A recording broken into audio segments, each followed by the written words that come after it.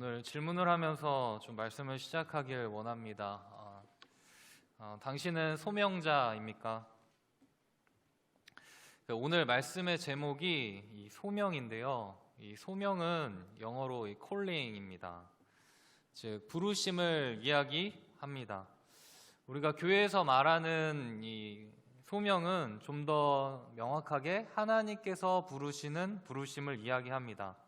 그래서 당신은 소명자입니까? 이렇게 이야기를 한다면 당신은 하나님께 부르심을 받았습니까? 당신은 하나님께 부르심을 받은 자입니까? 이 질문을 한 것입니다. 그런데 우리가 이 소명이라는 것과 이 사명이라는 것을 헷갈릴 때가 있는데요. 이 소명이 콜링, 부르심이라면 이 사명은 미션, 주어진 임무와 같은 것입니다. 우리는 때때로 소명이랑 사명이랑 혼용해서 사용을 하기도 하는데요. 너 소명 받았니? 사명 받았어? 소명이 뭐야? 사명이 뭐야? 이렇게 물어보기도 하고 또 거기에 대답도 합니다. 그런데 왜 이 두 단어를 혼용해서 사용할까 생각을 해보니까 물론 단어가 비슷해서 그런 걸 수도 있지만 소명이라는 것과 이 사명이라는 것이 때려야 뗄 수 없는 관계 속에 있기 때문에 그렇고 이 소명 안에는 이 사명이 수반되기 때문에 그렇습니다. 그러니까 소명이 없는 사명은 없고 사명이 없는 소명은 없다는 것입니다. 소명, 즉 부르심에는 반드시 거기에 따른 임무가 있습니다. 우리가 누군가를 부를 때 그냥 부르지 않습니다.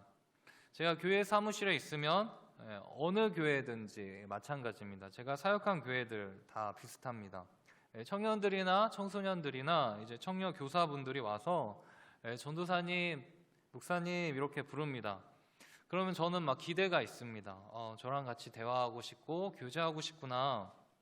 함께 기도 제목도 나누고 또 우리 이 부서를 막 생각을 해보니까 이렇게 하면 정말 이 부서가 건강해질 것 같습니다. 교회를 위해서, 영혼들을 위해서 이런 프로젝트를 한번 해보면 어떨까요? 이런 이야기들을 나누기를 한편에 늘 기대를 하고 있습니다. 그런데 사무실에 앉아 있으면 전도사님, 목사님 부르고 무슨 말 할까요? 가위 있으세요? 가위 없으면 칼, 풀, 테이프, 포스트잇 다 나옵니다. 저를 부른 이유는 가위를 달라는 것입니다. 그러면 그때 저에게 주어지는 사명은 이 가위를 찾는 것입니다. 그래서 저는 가끔 이제 헷갈릴 때가 있습니다. 좀 친해지면 전도사님 풀, 전도사님 가위 이렇게만 하거든요. 그러면 나는 누구인가? 나는 가위인가? 풀인가? 가위를 찾아주는 사람인가? 이런 생각이 들 때도 있었습니다. 여러분들 사랑하는 여자친구가 오늘 회사에서 6시에 끝나니까 나 데리러 와 이렇게 말한다면 우리 남자친구들은 어떻게 합니까? 회사 앞으로 가죠. 여친님의 부르심이고 거기에 응답할 임무와 사명이 생기는 것입니다. 군대에 간 사랑하는 남자친구가 이번 주말에 막 보고 싶다고 연락이 왔습니다. 그러면 여자친구들은 어떻게 합니까? 면회를 가죠. 남친님의 부르심이고 맛있는 것을 사들고 가야 할 임무 사명이 그 안에 있는 것입니다. 이것을 억지로 하는 사람은 아마 없을 것입니다. 중요한 것은 부르심, 소명에는 반드시 그에 따른 임무와 사명이 주어진다는 사실입니다. 반대로 생각을 해보면 우리가 무엇인가를 하고 있고 무엇인가에 반응을 하고 있다면 어떤 무언가의 부르심이 있다라는 것입니다. 여러분들이 매일매일 회사에 가는 것도 회사에 부름이 있기 때문에 가는 것이고 여러분들이 수업을 듣고 공부하는 것도 학교에 부름이 있기 때문입니다. 오늘 우리가 지금 이 자리에 앉아 있는 것도 온라인으로 예배를 드리는 것도 어떤 부름이 있었다, 부르심이 있었다라는 사실입니다. 우리는 우리가 스스로 이 자리에 있다고 생각할지 모르겠지만 여러분들 이 자리는 아무나 올 수 있는 자리가 아닙니다. 우리가 느끼든 느끼지 못하든 인식하든 인식하지 못하든 사람을 통해서 환경을 통해서 말씀을 통해서 하나님께서 우리를 이 자리로 부르셨기 때문에 우리는 이 자리에 있다라는 사실입니다. 아마도 이 자리에 계신 분들은 크게 세 부류의 이 세 부류 중에 속할 것 같습니다. 첫 번째는 하나님의 부르심, 소명을 알지 못하고 깨닫지 못하고 그냥 이 자리에 앉아 있는 사람입니다. 두 번째는 하나님께 부르심, 소명을 받고 그것을 알고 이 자리에 있지만 하나님께서 주신 사명이 무엇인지 알지 못하거나 잊어버리고 살아가는 사람. 마지막 세 번째는 하나님의 부르심, 소명을 알고 그 사명을 따라서 살아가는 사람. 여러분들은 어느 곳에 속한다고 생각하십니까?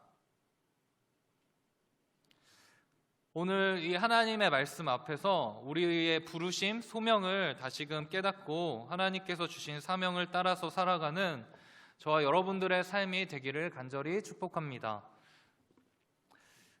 여러분들 성경에서는 이 소명장이라고 불리는 장들이 있습니다. 그러니까 하나님께서 성경 인물들을 부르시는 거죠. 그게 소명장인데요. 그들을 부르실 뿐 아니라 그들에게 또 사명을, 각기 다른 사명을 주십니다. 창세기 12장 가면 아브라함을 하나님께서 부르시고 그 고향 친척 아비집을 떠나 갈대아 우르를 떠나 가나안 땅으로 가는 그 사명을 주시죠. 출애굽기 3장에 가서 보면 모세를 부르시고 이집트 애굽에 압제받고 있는 이스라엘 백성을 구원하라는 이 사명을 주십니다. 사사기 6장에서는 기드온을 부르시고 미디안 손에서 건져내라는 그 사명을 주십니다. 에스겔서 2장 가서 보면 에스겔을 만나주시고 부르시고 바벨론 포로 가운데 있는 하나님의 백성에게 말씀을 전하라고 이야기를 하시죠. 그 사명을 주십니다. 그리고 이사야의 소명장, 오늘 본문 이사야 6장인데요. 하나님께서 이사야를 부르시고 이사야에게 사명을 주시는 내용이 바로 오늘 본문입니다. 여러분도 혹시 이 찬양 아십니까? 주님 내가 여기 있사오니. 네, 어린 친구들은 잘 모를 수도 있는데 저랑 비슷하거나 많으면 다 알 것 같습니다. 그러니까 나의 마음 주께 드리오니 주 받으옵소서. 그러니까 하나님의 부름에 그 소명에 반응한 이사야의 고백을 담은 찬양이죠. 이 말씀, 이 가사가 오늘 본문 6장 8절에 나오고 있는데요. 오늘 본문 6장 8절 함께 같이 한번 읽어보겠습니다. 시작. 내가 또 주의 목소리를 들으니 이르시되 내가 누구를 보내며 누가 우리를 위하여 갈고 하시니 그때 내가 이르되 내가 여기 있나이다 나를 보내소서 하였더니 내가 여기 있나이다 나를 보내소서. 이사야는 이 하나님의 부르심 소명에 자발적으로 반응을 합니다. 하나님께서 하나님의 사람을 찾으실 때 주님 제가 여기 있습니다.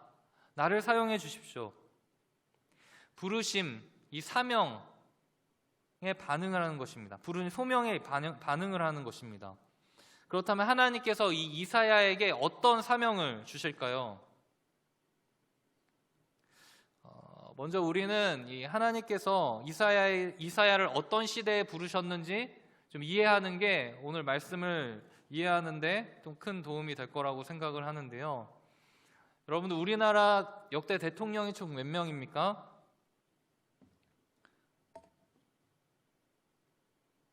네, 19대 대통령이고 총 12명이 있습니다. 저도 사실 검색해서 알았습니다. 물론 이제 조선이나 고려시대까지 하게 되면 왕들이 훨씬 더 많아지지만 우리나라 대통령 하면 남과 북이 분단되고 그래 우리나라 남한 대통령을 이야기를 하는 거죠. 반면에 북한은 총 몇 명이 있습니까? 3명이 있죠. 3대 세습을 하고 그렇게 독재로 다스리고 있는 그 나라 있습니다. 근데 이스라엘도 이 남과 북이 분단되어 있지 않았습니까? 그러니까 다윗 왕을 그 통일왕국 시대를 지나서 이 솔로몬 왕 때까지 통일왕국 시대를 지내다가 그 다음에 남과 북이 갈라지게 됩니다. 그래서 북쪽은 여로보암 왕, 그리고 남쪽은 르호보암 왕을 일대로 해서 북쪽은 19명의 왕이 있었고 남쪽은 20명의 왕이 있었습니다. 그럼 북이스라엘의 19명의 왕 중에는 선하다고 할 수 있는 왕이 딱히 없었습니다. 반면에 남유다의 20명의 왕들 중에는 그나마 이제 선하다고 할 수 있는 왕들이 있었는데요. 여러분들이 알고 있는 남유다의 선한 왕 누가 있을까요? 어제 목자가 모임 했을 때는 바로 누가 얘기를 했는데 다 알고 계시죠? 많이 있을 겁니다. 히스기야 왕을 생각해 볼 수 있고 또 요시야 왕, 이 정도 우리가 제일 친숙한 왕인 것 같습니다. 요시야 왕, 히스기야 왕, 이들이 했던 일들은 뭐였냐면 잘못된 것들, 그동안 잘못됐던 것들을 개혁하는 일도 했고 지키지 못했던 유월절을 다시 지키도록 했고 우상을 제거하기도 했고 그래서 백성들을 하나님께 인도하는 역할을 했던 왕이 대표적으로 히스기야 왕과 요시야 왕을 들 수가 있습니다. 그래서 이들에 대한 평가가 성경에서 이렇게 기록을 하고 있는데요. 먼저 히스기야는 이렇게 이야기합니다. 다윗의 모든 행위같이 여호와 보시기에 정직하게 행했다. 그리고 전무후무하게 하나님을 의지했던 왕이다. 그런 평가가 히스기야에게 있고요. 요시야는 마음을 다하며 뜻을 다하며 힘을 다하며 모세의 모든 율법을 따라 여호와께로 돌이킨 왕은 요시야 전에도 후에도 없었다. 이런 평가도 하고 또 요시야 다른 평가를 보면 여호와 보시기에 정직하게 행하였고 다윗의 길로 걸었고 좌우로 치우치지 아니하였다. 이렇게 성경은 말씀합니다. 여러분들 이렇게 선한 왕 히스기야 요시야 왕 말고 또 어떤 왕이 있을까요? 히스기야 왕, 그 요시야 왕 그 정도는 아니지만 우리가 우시야 왕을 이야기할 수 있는데요. 우시야 왕에 대해서는 역대하 26장에서 이렇게 이야기를 합니다. 아버지를 따라서 아마샤처럼 정직하게 행했다. 그러니까 아마샤도 왕이었는데 아버지 아마샤가 정직하게 행했던 것처럼 이 우시야도 정직하게 행했던 사람이다. 그리고 하나님을 찾았던 사람이다. 당시에 스가랴 선지자가 살 동안에 하나님을 찾았던 사람이다. 그리고 이방 민족들을 치고 성읍들을 건축했던 사람이다. 그러니까 남유다 왕국을 굉장히 견고하게 했던 이 왕이 바로 이 우시야 왕이었다는 사실입니다. 비교적 선한 왕이었던 이 우시야 왕은요, 남유다를 몇 년 동안 통치했습니까? 무려 이제 52년 동안 남유다를 다스렸는데 52년은 정말 긴 시간 아닙니까? 그런데 이제 오늘 이사야서 6장 1절을 보면 이 우시야 왕이 죽게 됩니다. 그래서 오늘 이사야서 6장 1절에 보면 이렇게 말씀을 하고 있는데요. 우시야 왕이 죽던 해에, 그러니까 52년간 이 나라를 위해서 힘쓰고 애쓰고 선한 업적을 남긴 한 나라의 지도자가 죽었습니다. 선한 왕의 죽음은 남유다 백성들에게 굉장히 큰 절망과 슬픔을 안겨주었을 것입니다. 또 왕이 죽는다라는 것은 나라에도 굉장히 큰 위기 가운데 놓여진 상태 아닙니까? 그런데 바로 이 우시야 왕이 죽던 해에 이사야가 하나님의 부르심을 받았다라는 것입니다. 또 이사야가 부름받은 시대는 종교적으로도 타락한 시대였는데요. 종교는 이 세상의 최후의 보류와도 같습니다. 종교가 부패하면 이 세상은 소망을 둘 곳이 사라진다라는 그런 이야기가 있습니다. 그런데 그 시대가 마치 그런 시대였어요.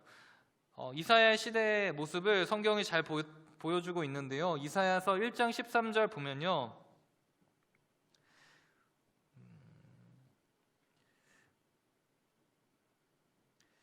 월삭과 안식일 대회로 모이고 그리고 성회와 많은 모임들을 가졌습니다. 그렇지만 그것과 더불어서 악을 행했던 시대, 거룩한 모임과 더불어 악한 행위가 같이 이루어지는 시대,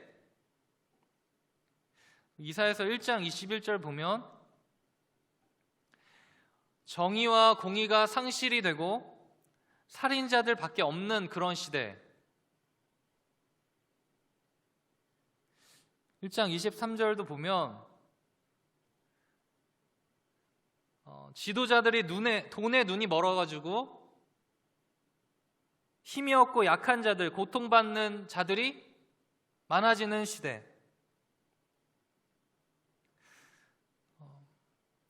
이런 시대가 된 근본적인 원인은 바로 하나님의 백성들이 하나님을 떠났을 때 이러한 모습이 나타나게 되는 것입니다. 이사야는 이렇게 정치적으로도 굉장히 불안한 시대, 그리고 종교적으로도 굉장히 타락한 시대, 그때 부름을 받았다라는 것입니다. 이런 시대에 하나님께서는 이사야를 부르시고 어떠한 사명을 주셨을까요? 그게 9절 10절 말씀인데요. 우리 같이 함께 읽어보도록 하겠습니다. 시작. 이 백성에게 이르기를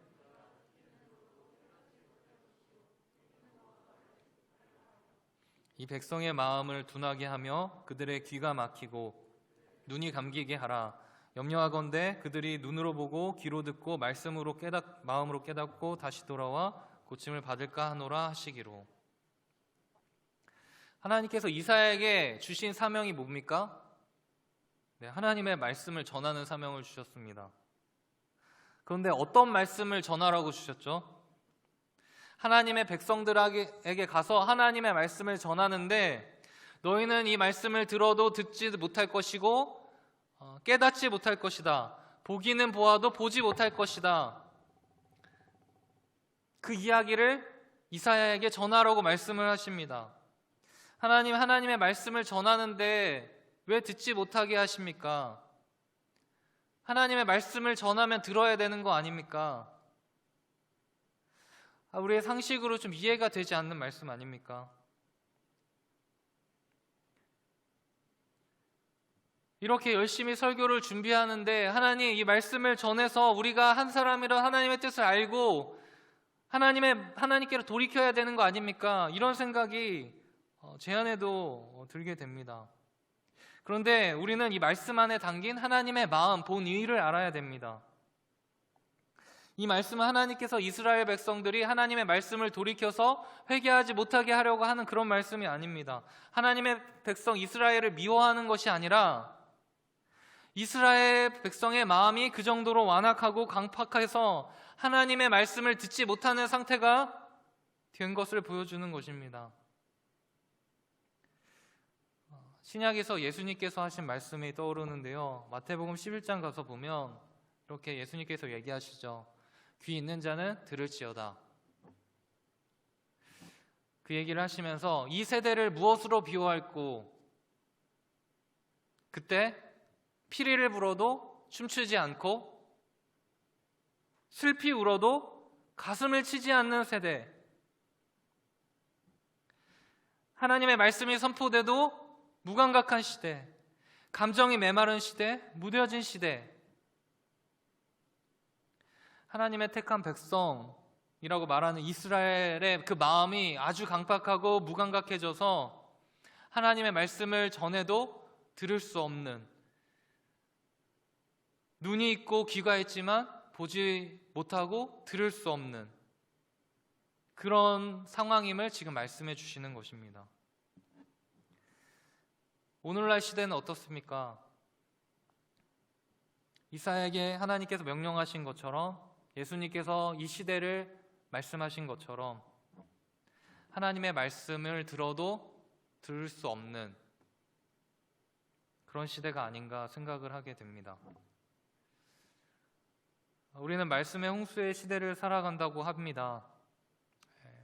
유튜브에만 해도 얼마나 많은 말씀이 있습니까? 그런데 우리는 그 말씀과 전혀 상관없는 삶을 살아갑니다. 하나님은 내 삶과 전혀 관계가 없습니다. 수많은 예배와 더불어 악을 행하는 모습이 제 안에도 우리 안에도 있습니다.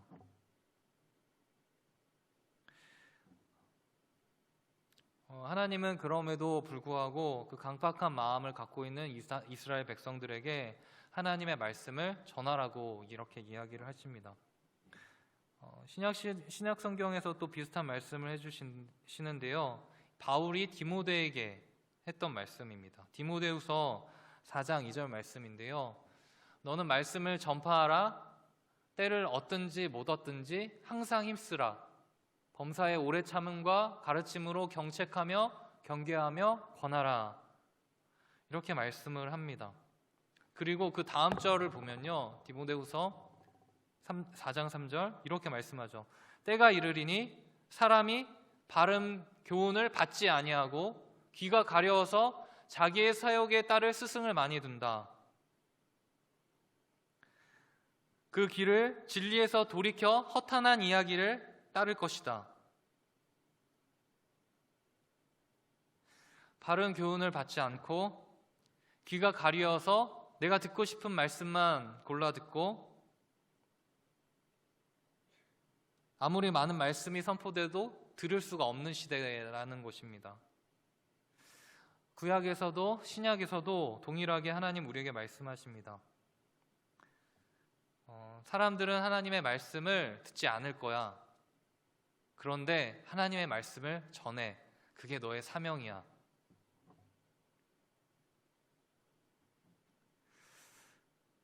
그게 이사야의 첫 번째 사명이었어요. 이사야의 또 다른 사명이 무엇이었을까요? 벌거벗은 몸으로 퍼포먼스를 하면서 다니는 것입니다. 이사야서 20장 가서 보면 이사야는 3년이나 벌거벗은 몸으로 다녔어요. 하나님께서 애굽과 구스, 즉 이집트와 에티오피아의 심판, 그 표징, 그 징표가 되는 삶을 이사야 보고 살라고 하신 거예요. 하나님께서 이사야를 부르시고 이사야를 통해서 하나님의 뜻을 전달을 하시는 거죠. 이사야는 자신의 삶 전부를 통해서 하나님의 뜻을 전하는 삶을 살았던 거고 그 사명을 받은 것입니다. 그것이 이사야의 사명이었어요. 이사야의 두 가지 사명이었죠. 듣지 못하는 자, 들을 수 없는 자들에게 하나님의 말씀을 전하라. 벌거벗은 몸으로 하나님의 심판의 메시지를 알려줘라. 그 사명. 여러분들, 하나님께서 이사야와 같은 이 사명을 오늘 여러분들에게 동일하게 주신다면 어떻게 반응하시겠습니까? 이사야와 같은 삶을 살 수 있으시겠습니까? 하나님의 부르심, 소명, 그리고 사명, 임무는 각 시대마다 다 차이가 있습니다. 왜냐하면 우리들이 처한 상황이 다 다르기 때문입니다. 그런데 어느 시대나 이 사명에 공통분모가 있습니다. 그것은 바로 자신이 부인이 되는 것입니다. 내가 죽어가는 과정이 반드시 있고 거친다는 것입니다. 그리고 우리들의 삶이 오직 주님께 드려지는 사실입니다. 저도 즐거운 얘기하고 싶고 여러분들 축복합니다. 여러분들 다 잘 될 겁니다. 이런 좋은 얘기 많이 하고 싶은데 또 계속 무거운 이야기를 해서 인간적으로 참 죄송하지만 저는 여러분들에게 듣기 좋은 이야기를 하려고 이 자리에 서 있지 않기 때문에 하나님 말씀을 전하기 위해서 제가 서 있기 때문에 저는 하나님의 말씀을 전하고 있습니다. 이 말씀은 저에게도 참 힘든 말씀입니다. 그렇지만 성경에서 말하고 있기 때문에 저는 이 말씀을 전하고 있는 것입니다. 예수님께서도 이야기를 하셨죠. 나를 따라오려거든 자기를 부인하고 자기 십자가를 지고 나를 따라와라. 예수님의 그 부르심에 제자들은 자신의 모든 것들을 내버려 두고 예수님을 따랐습니다. 뒤도 돌아보지 않고. 우리 중에 혹시 이런 이야기는 목사님에게만 해당하는 일입니다. 이렇게 생각하시는 분들이 혹시 있을지도 모르겠어요.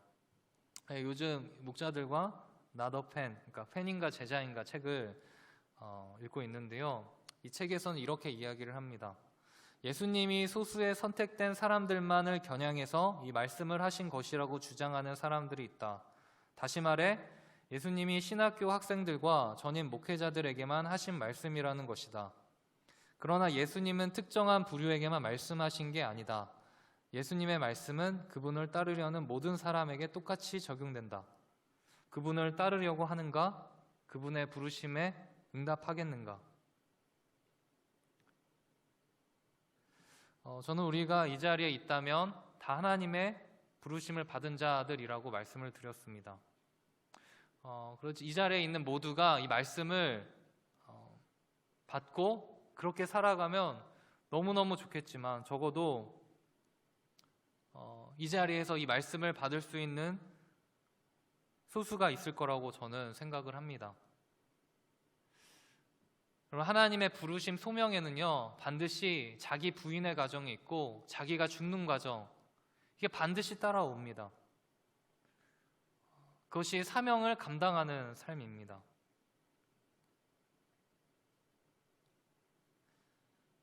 말씀을 준비하면서 금요기도에 엊그제죠, 제가 저기 현희자매님 자리에서 기도를 했어요. 기도하면서 저의 부르심에 대해 다시 한번 생각을 하고 기도를 하게 되었습니다.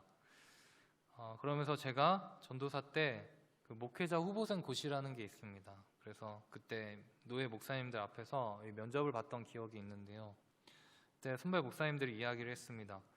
후배를 생각하는 마음으로 이 길 도대체 왜 가려고 하느냐고 이렇게 물어봤던 기억이 납니다. 그러니까 어른 목사님들이나 그리고 목사님들 때까지는 성도님들도 목회자를 되게 다 존중도 해주고 그리고 막 한참 부흥했던 시기이기 때문에 목회하기가 그래도 편하다고 할 수 있지만 여러분들이 가는 그 길은 정말 좁은 길이다, 그렇게 말씀을 해주셨습니다. 그리고 마지막에 그런 이야기를 해주셨죠. 고난의 길인데 영광스러운 길이다. 그 말이 참 위로가 되었었습니다. 그렇지만 한편으로는 가장 먼저 저의 소명, 저의 부르심은 하나님께 있었기 때문에 이미 이 길이 힘든 길임을 알고 그렇게 갔었습니다. 저는 주님을 위해서라면 제 목숨까지도 늘 내놓아야겠다, 이런 마음으로 그렇게 살았습니다. 왜냐하면 저는 10대 때 이미 10대 시절 때 인생을 마쳐야 하는 인생이었기 때문에 그렇습니다. 그렇게 저는 더 잃을 것도 없고 더 얻는다고 크게 즐거울 것도 없습니다. 다만 하나님을 위해서 사는 것이 저의 삶의 유일한 이유였습니다. 하나님께서 저의 목숨을 살려주셨으니까 하나님을 위해 저의 목숨을 드려야겠다, 그렇게 살겠다고 고백을 했었습니다. 그리고 저에게 자연스럽게 사명을 주셨죠. 그게 뭔가 이렇게 지금 돌아와서 생각을 해보니까 그때 제가 10대 때 청소년 때 힘들었던 그 시기 때 다 포기하고 싶었을 때 청소년들에게 힘이 되어주고 나를 살려주신 그 하나님께서 너희들도 살려줄 수 있다라는 그 예수님을 전하고 싶었다라는 거예요. 그게 저의 사명이었고 자연스럽게 그렇게 청소년 사역을 시작했습니다. 6년 동안 청소년 사역을 했는데 정말 듣기는 들어도 듣지 못하는 그런 아이들, 그렇지만 하나님께서 저를 포기하지 않으신 것처럼 끝까지 사랑하는 마음으로 그들을 사랑했습니다. 아무런 반응이 없는 그 아이들, 문자를 100통하면 한 통 오면 너무 감사한 그 아이들, 콩나물에 물 주듯 그들을 위해서 그렇게 살아갔습니다. 그것이 저에게 맡겨주신 사명이었기 때문입니다. 그런 사명 이외에도 저를 부르시고 저에게 허락해 주신 사명들이 참 많이 있었습니다. 제가 처한 환경 속에서 하나님 앞에서 그리고 신앙 양심에 따라 배운 것들 안에서 또 여러 부르심들 앞에서 하나님께서 허락하신 사명들을 감당하면서 살았습니다. 그리고 여전히 남겨진 사명들도 있습니다. 그리고 지금 저에게 주신 가장 분명한 사명은 바로 저에게 허락된 청년 일부를 예수님이 사랑하신 것처럼, 나를 사랑하신 것처럼 그렇게 사랑하는 겁니다. 제가 늘 얘기를 하지만 저는 여러분들이 있기 때문에 존재합니다. 그리고 여러분들 위해서 존재합니다. 표현 방법이 좀 달라졌을지 모르지만 제가 2018년 11월 셋째 주에 여기서 말씀을 전할 때부터 지금까지 여러분들을 향한 마음은 동일합니다. 저는 이사야처럼 자원하는 마음으로 이 자리에 남아있고, 하나님의 사랑으로 인해 이 자리에 있고, 하나님의 사랑을 그래도 전하기 위해 이 자리에 있습니다.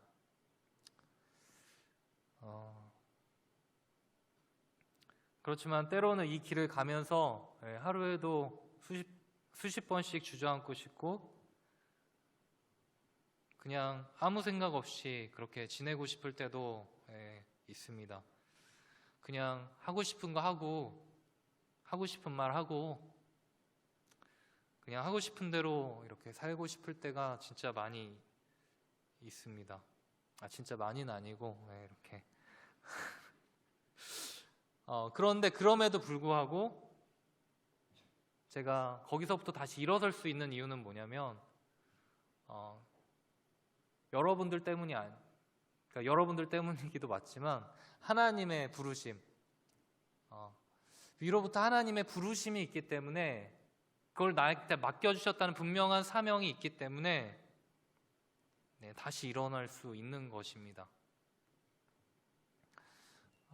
스스로 십자가를 막 지고 가는 겁니다. 스스로 제한해야 되는 것들, 자유가 있지만 스스로 제한하는 것들이 참 많이 있습니다.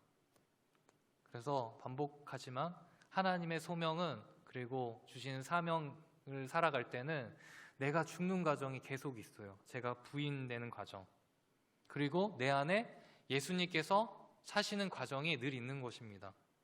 그것이 사명의 자리입니다. 여러분들 하나님의 소명을 받으셨습니까? 하나님의 부르심을 받으셨습니까? 여러분들의 사명은 무엇인가요? 우리는 사명하면 때로는 이 단어 자체가 굉장히 무게가 있고 굉장히 큰 것들을 먼저 생각할 수 있지만, 제가 이 자리가 사명의 자리인 것처럼 여러분들도 여러분들의 있는 그 자리가 사명의 자리입니다. 그래서 루터도 직업이 소명이다, 그런 이야기를 했습니다. 그러니까 우리가 있는 자리, 여러분들의 있는 자리가 소명의 자리, 사명의 자리라는 것입니다. 하나님께서 그 자리로 부르셨다라는 거예요. 학생은 학생으로, 직장인은 직장인으로, 우리에게 허락된 가정과 교회와 알바의 자리, 공부의 자리, 그 자리가 우리에게 맡겨주신 소명의 자리, 사명의 자리입니다. 그러니까 우리들에게 맡겨진 자리를 대충대충 하면서 하나님의 사명을 이야기하면 그런 것들은 맞지 않겠죠. 제가 어제 설교 준비를 거의 마치고 새벽에 일어나서 다시 준비해야지 이렇게 하고 잠시 쉬면서 유튜브를 딱 봤는데 이찬수 목사님께서 하신 말씀을 딱 듣게 되었습니다. 다윗 이야기를 하시면서 우리에게 물맷돌이 있느냐는 겁니다. 다윗이 타도 골리앗 하면서 골리앗을 쓰러뜨린 게 아니라 매일매일 자신에게 맡겨진 그 양치는 자리, 그것이 자신의 소명의 자리임을 믿고 양을 지키다가 죽을 사람처럼 그렇게 살았다는 거예요. 그래서 나중에 그 물맷돌로 골리앗을 쓰러뜨릴 수 있었던 거죠.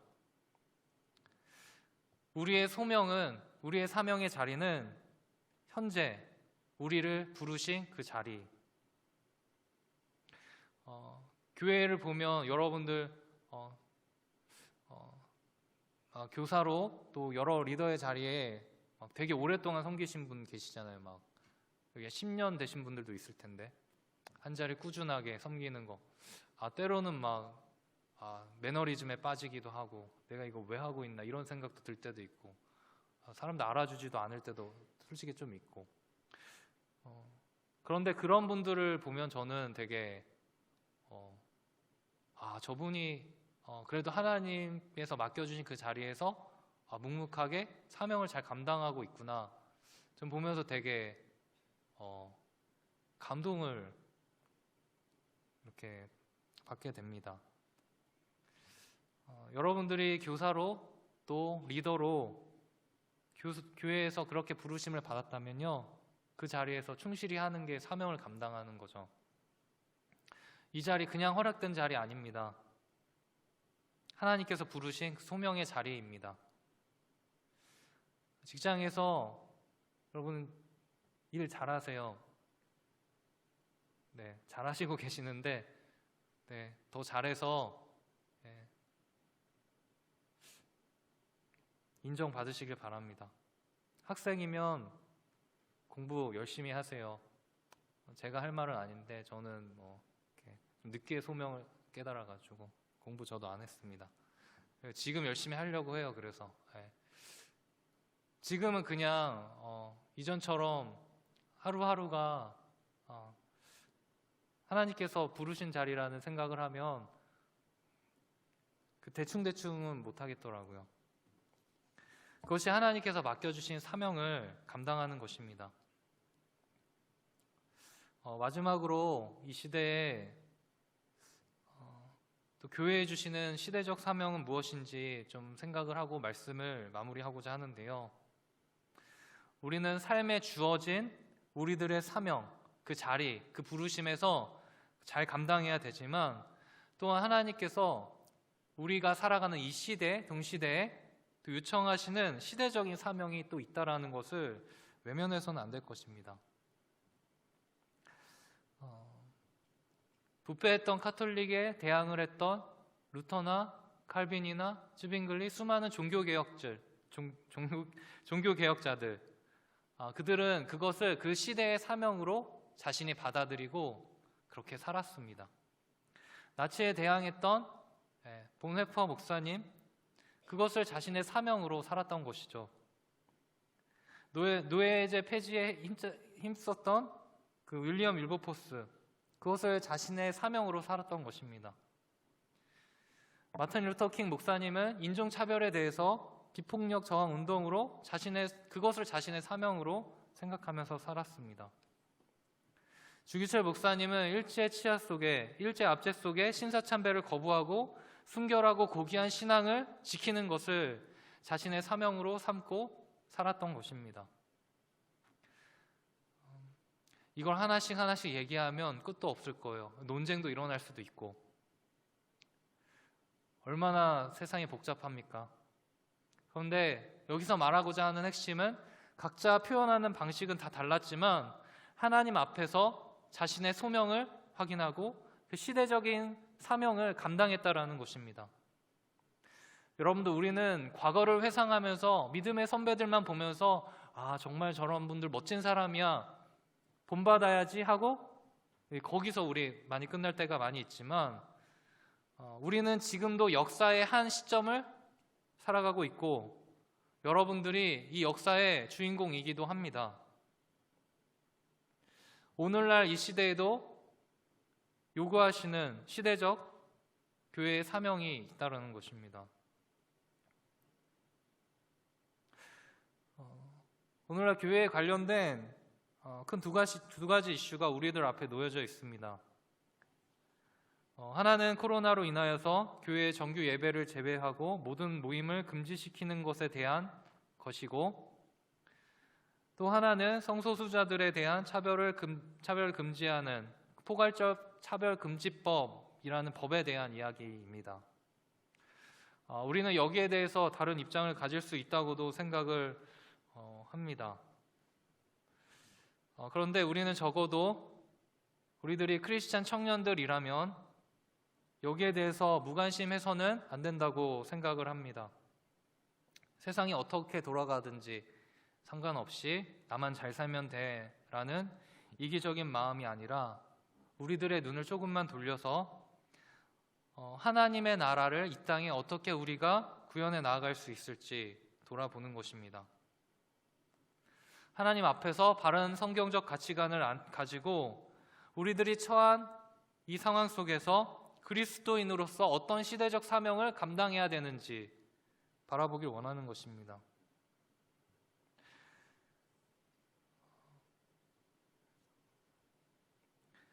코로나에 대한 입장에 대해서 이 교회에 대한 입장이 주보에 잘 나와 있습니다. 여러분들 그것을 참고하시면서 여러분 청년부 주보 말고요. 네.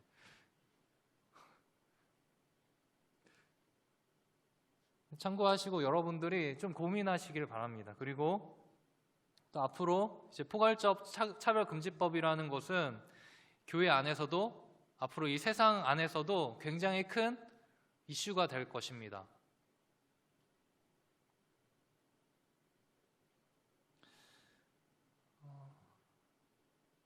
우리는 굉장히 중요한 원리를 가지고 있어야 되는데요. 죄는 미워하지만 사람을 미워해서는 안 되는 것. 동성애자는 사랑하지만 동성애는 미워해야 된다라는 분명한 우리는 성경적인 기준을 가지고 있습니다.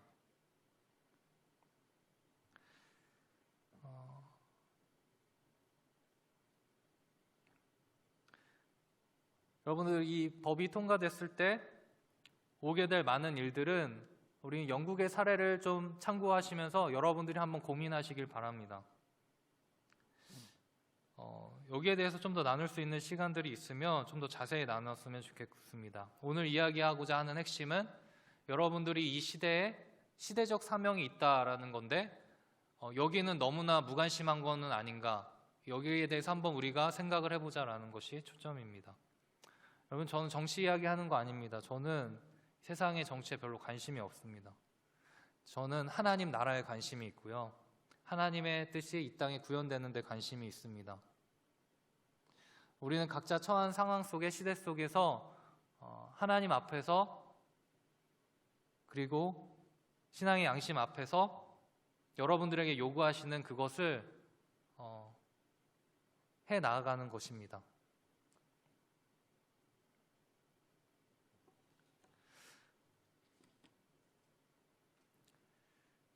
말씀을 맺으면서요, 우리가 삶과 신앙이 관계가 없을 때 우리는 하나님과 전혀 다른 삶을 살아갑니다. 괴리감을 느끼기도 하고, 내가 지금 뭐 하면서 지금 살아가고 있나, 주일에 이 자리에 앉아있긴 하지만 그냥 왔다 갈 때도 많지 않습니까? 그리고 그 하나님의 부르심의 그 사명의 자리를 다른 것들로 다 대치를 하게 되는 것입니다. 오늘 우리들이 스스로를 좀 돌아봤으면 좋겠어요. 그리고 나를 부르신 소명, 그리고 나의 사명은 무엇인지, 내 개인적인 사명, 그것은 무엇인지, 또 이 시대에 요청하는 시대적 사명은 또 무엇인지 우리가 좀 생각하기를 원합니다. 두 가지가 같이 가야 됩니다. 개인적과 그리고 시대적. 그리고 오늘 한 가지 기억합시다. 하나님의 부르심, 소명, 사명에는 반드시 내가 죽어가는 과정이 있다라는 사실, 그리고 그를 통해 예수님이 사시는 과정이 있다라는 사실입니다. 이 원리를 따라 살아가다 보면 진짜 되게 어리석은 결정들을 합니다. 저는 되게 어리석은 결정들을 계속하면서 지금 살아가고 있어요. 되게 미련해 보이기도 하고. 그런데 저는 이게 하나님 앞에서 결정이기 때문에 후회가 없습니다. 주님이 다 아시니까요. 우리 같이 오늘 말씀 기억하면서 찬양하고 기도하면 좋겠는데요. 우리 먼저 우리를 부르신 사명들, 삶의 작은 것에서도 하나님의 뜻을 발견하고 나아갈 수 있는 그런 고백이 되길 원하는 마음으로 우리 소원 찬양하고 우리 같이 함께 기도하기를 원합니다.